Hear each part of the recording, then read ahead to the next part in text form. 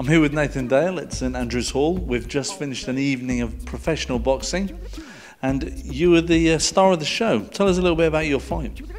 Star of the show? I worked hard for it. I mean, we really wanted it. I mean, we worked so hard to get the fight made as such, because we had a couple of hoo-has as such, with nothing I could have done about it, nothing what Mervyn could have done about it. So to get the fight and getting a good opponent, it's great. Absolutely brilliant. Yeah, and I understand from Mervyn that you had a couple of pull-outs and you had to get somebody. Obviously, when it's a title fight, you need to get someone of a suitable standard in. So that must have been a challenge for you, not knowing much about your opponent. Yeah, that's it. I mean, I think there was a clip on him on YouTube, so there was nothing we could really go against, and I think that was a year ago. I mean, a lot of people, we changed in a lot in a year, but I had in my heart that I knew I was going to get him out there. Probably not as early, but I thought I was going to get him out there. So you and I did a quick interview in the ring at the end of the fight, and you were saying then that you prepared by sparring with all sorts of fighters. So tell us a bit about the people you spar with. Look, I sparred a lot of amateurs for this fight, to be fair, and that was great. I can't actually say thank you to them enough, because that was exactly how an amateur boxer would be, very light on their feet, and to try and catch him, cut him down. But the thing I did, I didn't really cut him down as much as I should have done as soon. I was warming up as such, so I think I could have got him out there a lot earlier. But nerves, I mean, there was a big crowd there, so that was working on it a little bit. Yeah, you certainly had a lot of supporters. I mean, how many people do you know how many people you brought? Me personally, I sold 183 tickets or something. I was very pleased with that. Best one yet. Yeah, you certainly had a noisy crowd. They were certainly right behind you. So I was saying to the other guys who we've done a bit of an interview with, all you guys that train from that camp seem to be very patient. You seem to take your time, not rush. When you see someone who's showing a little bit of vulnerability, you don't get a rush of blood to the head and go after them. Is that something you're coached with? Or? Yeah, I mean, I've had 60 amateur fights and I've now had 17 pros. I'm not experienced. I'm experienced to do that sort of thing, where I know not to lose my head. I'm a very patient fighter anyway. I'm not a brawler as such. I don't call myself a brawler. I'm more of a slick, that sort of thing. But I changed my style today because I couldn't have been slick against him, because it would have been a boring fight for everyone. So I had to make the fight a little bit.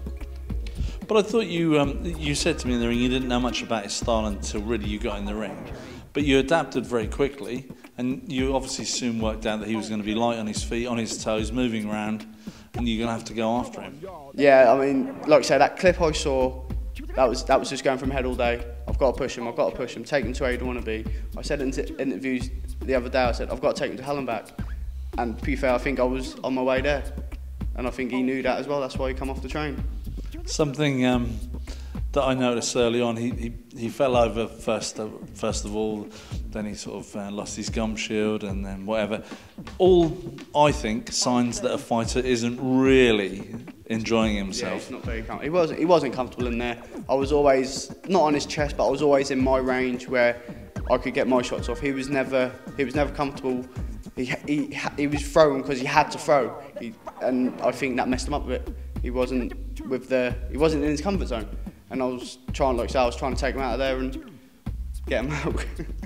And I think he put a knee on the ground 2 or 3 times, and like I say, spat his gum shield and whatever. So each one of those is a little bit of a boost for you. Most definitely. I mean, with the crowd I had today and that happening, nothing was going to stop me lifting that title today. Nothing. Good. So, like I say, you sold a load of tickets. You had a load of supporters. What about sponsors? Who have you got to thank for helping you stay together financially? Well, I mean, I've got a few sponsors that helped me. They're all friends as well. I've got MD Thompson from Norwich. I've got Mr Plastics, All Systems Plumbing. I've got May's Property, and they are great people. And they're friends. They've known me since I was 10 years old, so they believe in me. They're all building trade people. Yeah, pretty much. Yeah. I mean, electricians, plumbers. Yeah, they're well there. They look after me.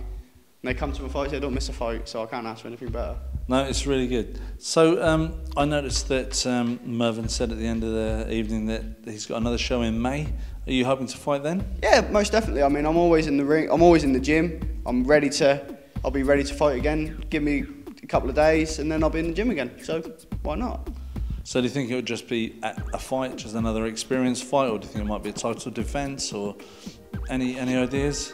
I don't know. Hopefully they've got something big installed. I don't want to go backwards now. I want to move forward and charge forward and get more belts for Norwich. That's what it's all about.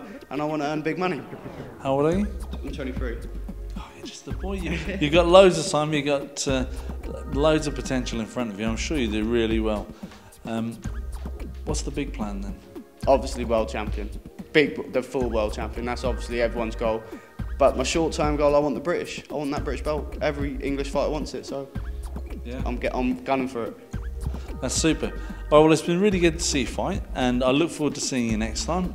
Well done. I hope you enjoy having that belt, and I hope you continue getting loads of support. Definitely, it's growing every time. It's growing, so I can't argue with it. Thanks a lot. Thank you.